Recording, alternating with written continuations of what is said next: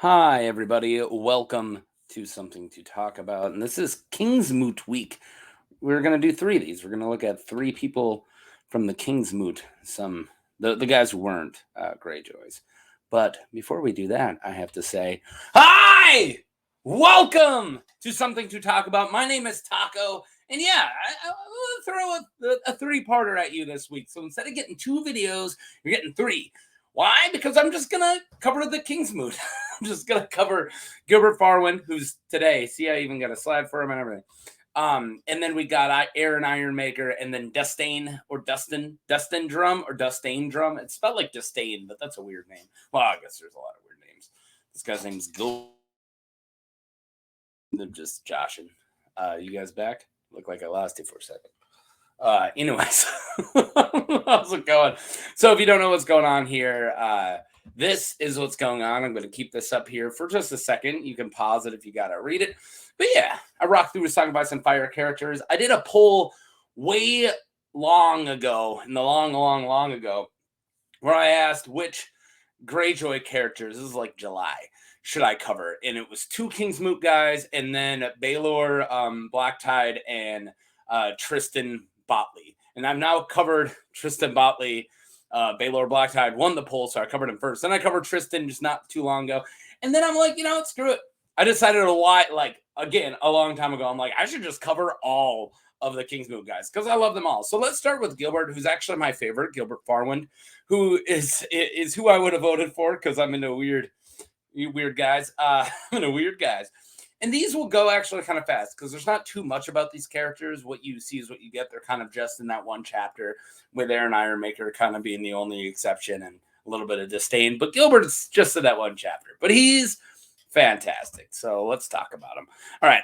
Lord of Lonely Light. Gylbert Farwynd is the Lord of Lonely Light and the head of House Farwynd of the Lord of the Lonely Light. So there's Farwynd and then there's Farwynd of the Lonely Light. So they're technically the same house, but the Lonely Light guys are a little crazier.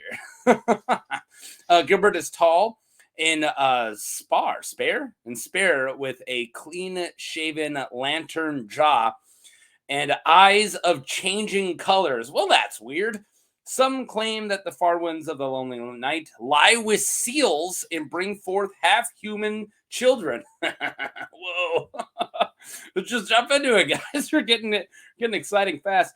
While others claim Farwynd are skin changers, unholy creatures who take forms of sea lions, walruses, and spotted whales, the wolves of the wild sea. Yeah. So they're kind of crazy out there. So where is Farwynd or the Lonely Light's like an island that's like 8 days away, like of sail away from the Iron Island. So there's the Iron Island and there's a little speck over here, and that's the Lonely Light. So when the far ones over there, they're crazy. People are like, oh, those they bang seals. Like I know us Iron Islanders are crazy, but they're crazy. Right. All right. So let's talk about just the House Farwynd of the Lonely Light. Why am I letting my own sigil get in the way of describing this sigil? Okay. House Farwynd of the Lonely Light is a noble house from the Iron Islands. Their islands lay on the Lonely Light. Their lands lay on the Lonely Light, an island 8 days sail to the northwest of Great Wyk. They blazoned their arms with a black sea with crested line, a black long ship outlined against a setting sun, dark red and orange. On orange. It's a great sigil. Come on, guys. Like, no, seriously, I love this sigil. One of the first shorts I ever made when I started doing a Song of Ice and Fire content was about this sigil. Kind of because it looks like Black Sails on the Sunset, the AFI album cover. And I liked AFI in high school. What was I supposed to do? So yeah, whenever I see it, I always just think of that album, which is it's a good album. All right. Some Farwynds hold lands on the westernmost shore of Great Wyk. So these other Farwynds, such as the Farwynds of Seal Point, Sealskin Point. Geez. They are possibly the most remote noble house in the series. So yeah, these guys are a noble house, but they're literally in the middle of the ocean. Like a tiny little island way out there. They're out there banging walruses and stuff. That's what I said, right? All right.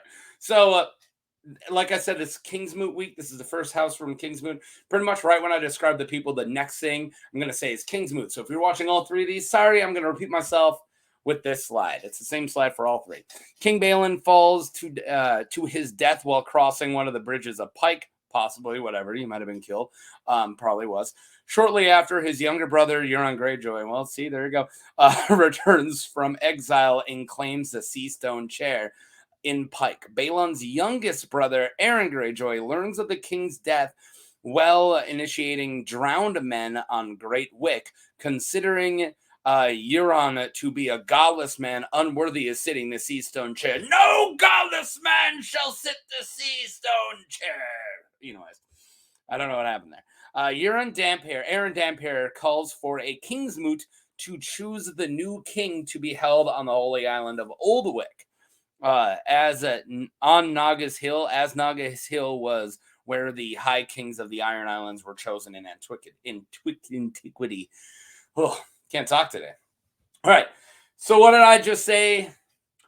Balon Greyjoy dies. Euron shows up like, oh, did my brother die? And everyone's like, dude, you clearly killed him. And then he's like, cool, I get the throne. And they're like, no, you don't get the throne. They're like, all right, well, Aaron Damphair, who carries a lot of clout, he's like, cool, we'll have a Kingsmoot. All these people will show up and they'll decide who's the king. There's no way they choose Aaron Greyjoy. There's no way they choose the Crow's Eye. Euron Greyjoy. No way they're going to choose him. Hopefully they'll choose Victorian. So, yeah. So let's talk about Gylbert. You guys forgot. All right. Gylbert was the first to speak during the Kingsmoot. Gylbert puts his name forth for King of the Iron Islands, supported by 3 champions who are his sons. He comes forth first before any Greyjoys. Aaron believes he sees madness in the Lord's eyes. Dude, they're changing colors. He promises to lead the Ironborn to a bountiful land without winter, beyond the sunset sea, where death holds no sway. Make me your king, and I shall lead you there. He's probably a little crazy. Maybe that voice isn't right. It's probably a little more psycho, like, make me your king, and I shall lead you there. Yeah, that's kind of it. He cried. We will build 10,000 ships, as Nymeria once did, and take sail with all our people to the land beyond the sunset, where every man shall be king and the wife a queen. So Gilbert's kind of crazy, right? So he shows up like, guys, screw Westeros, man. Let's just, just do that little thing where we go to the other side of the sunset sea. But we don't know if anyone's ever done it, but there's probably some people who've done it, but we're not really sure. Let's just go there and we'll all be king. And they're like, what? Dude, get this guy out of here. All right, so quickly dismissed. To sway the captains and lords of the Kingsmoot, he gives gifts of whalebone and bronze-banded war horns are considered poor gifts and left to lesser men. So just lame dudes pick it up. Considered mad and poor, his claim is quickly dismissed with not even all of the Farwynds supporting him. So not even the Farwynds like him. They call for Gylbert King, faded soon after it began, so it didn't last very long. Euron Greyjoy ultimately wins over the captains and lords. There you guys go. 8 minutes. This is a quick one. I got some theories. Don't go anywhere yet. But yeah, he shows up. He's like, I got an idea. And they're all like, let the psycho talk, and then we'll get on to our real politicking, right? I love Gylbert. I would have voted for him. Be like, yeah, let's go. Screw Westeros. All right.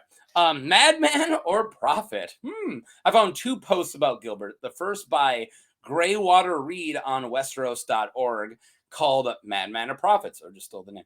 He suggests that Gylbert might be onto something and that there must be a hidden land possibly inhabited by other kings and adventurers that have left looking for it. So, yeah, we know there's been people who've gone and looked, like what's her name? Alyssa Farwynd? Not Farwynd. Alyssa, you guys know what I'm talking about. From, Fire and Blood, Volume 1, you guys are going to be going, oh, I know this name, you don't. Well, I don't have it written in front of me. She probably went all the way around, right? And like most likely, they said they found her ship, the Sun Chaser, in a shy or whatever. Somebody, Corley said he saw it. And then there's also like Brandon, the shipwright, who like sailed off and never came back. So his son's like, he's dead, and lit everything on fire or whatever. Brandon the burner. That was his thing. So what if that king and other kings and all these people who've done it made it? They might have. like, why not? They might have actually gone over there. So there's might just be like Vinland in our own society where people like Vikings from Iceland and Greenland discovered Canada, hung out there for a while, and some people have visited there. Maybe there's some stuff, I don't know. And then there's a post on Reddit by Westeros Tourist Board, great name, that combines Gilbert's words with Dany's prophecy. To go north, you must journey south. To reach to the west, you must go east. To go forward, you go back. To touch the light, you must pass beneath the shadow. This might suggest that Dany goes to Westeros over the Sunset Sea, and this could add to her Masonic qualities. I actually kind of love this, because also to touch the light, you must go beyond the shadow. So go through a shy and touch the light, lonely light, and then Gylbert Farwynd brings you in. Or maybe Gylbert Farwynd's going to meet you halfway. I mean, would that not be insane? if hanging out in Marine, all of a sudden Gylbert shows up during all this, when all these other people, and then he's like, I crossed the planet, let's go, Daddy. Like, no one would see that coming. That would be a Hail Mary. So I don't think that will ever happen, but that's great. Okay. The first isn't really a theory, but I agree with it. So yeah, I do think that there's possibly people over there on the other side of the Sunset Sea, whatever land it is over there. I'm not convinced with the second one, but Gylbert shepherding Dany over the Sunset Sea would be pretty epic, and it would be. All right, guys, that's our first one for Kingsmoot week. So I'll be covering Aaron Ironmaker, and then on Saturday, finishing up, will be Destain Drum. So there you go. This is just fun, Gilbert Godfrey. I should have did my impression as Gylbert Godfrey. We need to go across the Sunset Sea. That's insane. All right. I apparently need to go lay down. Peace.